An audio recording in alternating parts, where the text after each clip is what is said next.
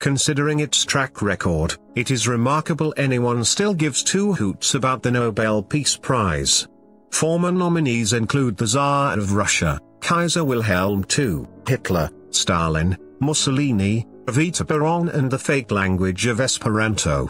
Others who have also been nominated, but rejected, include Mahatma Gandhi and the savior of the free world, Winston Churchill, although he would, at least, go on to receive the 1953 Nobel Prize for Literature. Then let us turn to more recent nominees who have actually won the thing. Ex-terrorist Yasser Arafat, US Vice President turned eco-warrior Al Gore, the European Union. So perhaps we should think twice before welcoming reports this week that the Queen may shortly be nominated for the Nobel Peace Prize. There is no question that she deserves it, as we shall see. But has it not become something of a tainted bauble? It is a debate that has been going on for years, long before the hilarious sight of European Council President Herman Van Rompuy and his colleagues trotting up to the Oslo podium in 2012 to accept the prize on behalf of the EU. At that very moment, Greek crowds were rioting against enforced bankruptcy at the hands of Brussels. Back in 1973, the American satirist Tom Lehrer made his famous remark that political satire became obsolete when Henry Kissinger was awarded the Nobel Peace Prize. America and North Vietnam had just signed the Paris Peace Accords, but that ferocious, lopsided war was still raging. Kissinger was awarded the prize jointly with his Vietnamese opposite number, Le Duc Tho, who declined it. When Kissinger later tried to hand his back, too, he learned that a Nobel Prize, once awarded, cannot be revoked. Another dotty decision was giving the 2009 prize to President Barack Obama, for his work for a world without nuclear weapons. He was nominated after just 11 days in the White House. The man hadn't had time to unpack his shoes, let alone save the world. It was not just right-wing critics around the world who mocked the starstruck Nobel judges, 5 Norwegian political appointees. Even The Guardian called the decision ludicrously premature, and acknowledged that Mr. Obama had received the award for not being George Bush. Mr. Obama did at least have the good grace to admit he did not deserve it. XU.S. President Jimmy Carter was nearly 80 when he won the same prize for the same reason many years after being kicked out of the White House. As the Nobel website explains, while the President of the United States, George Bush, was planning war on Iraq in the autumn of 2002, former President Jimmy Carter was awarded the Peace Prize for undertaking peace negotiations. So, the Queen already has two qualities which should go down well with the irkingly right-on Oslo liberals who will assess her nomination. First, she is not George Bush. Second, she is not Donald Trump either. It was in November 1895 that the guilt-ridden Swedish arms manufacturer, Alfred Nobel, decided to leave the bulk of his fortune to a series of prizes in physics, chemistry, medicine, literature and peace, plus economics, which would come later. Sweden would look after all but one. The Norwegian government would have custody of the greatest award of all, for the person who shall have done the most for fraternity between nations, the abolition or reduction of standing armies and for the holding and promotion of peace congresses.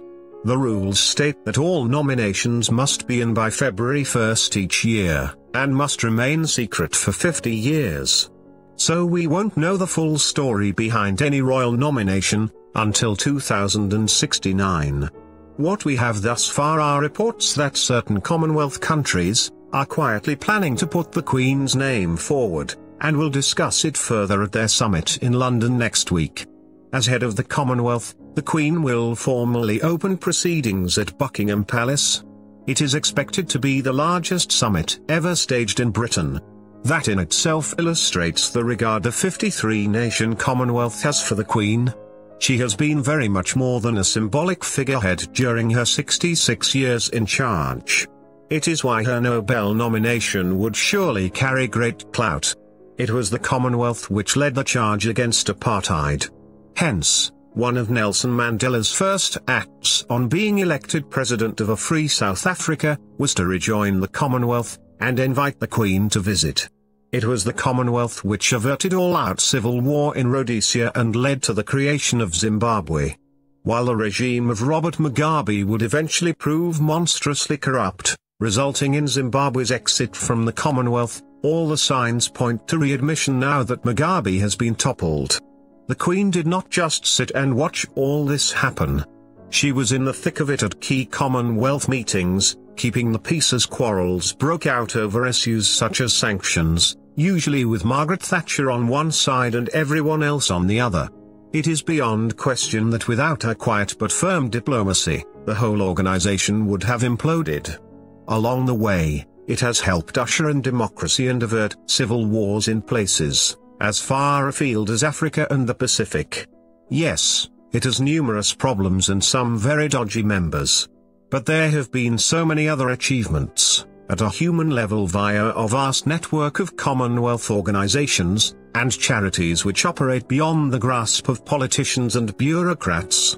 From medicine to education to freedom of the press, they all make a difference, ticking along on tiny budgets and a lot of goodwill, often with the active involvement of the Queen and her family.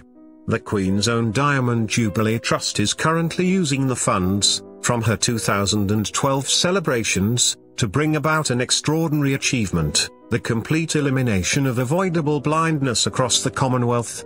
She has been closely involved in all this from the day she took over, in 1952, subsequently traveling millions of miles by air and sea. It was only 3 years earlier, with the London Declaration of 1949, that her father created the modern Commonwealth out of the defunct British Empire. Back then, it had just 8 members and was the only outfit of its kind apart from the United Nations. Today, it is still going strong, spanning every continent and a third of the Earth's population. That, surely, is a feat to equal the Nobel-winning achievement of, say, Al Gore in making a film An Inconvenient Truth about global warming and then flying around the world to talk about it. Quite apart from 7 decades as head of the Commonwealth, the judges might want to look at the Queen's other diplomacy. Even old IRA thugs such as Martin McGuinness and Gerry Adams grudgingly paid tribute to her handling of that historic state visit to Ireland in 2011. She achieved more in 4 days than others had managed in 4 decades. What's more, she has even made up for a serious omission by Nobel. He never made provision for the geniuses who actually make things.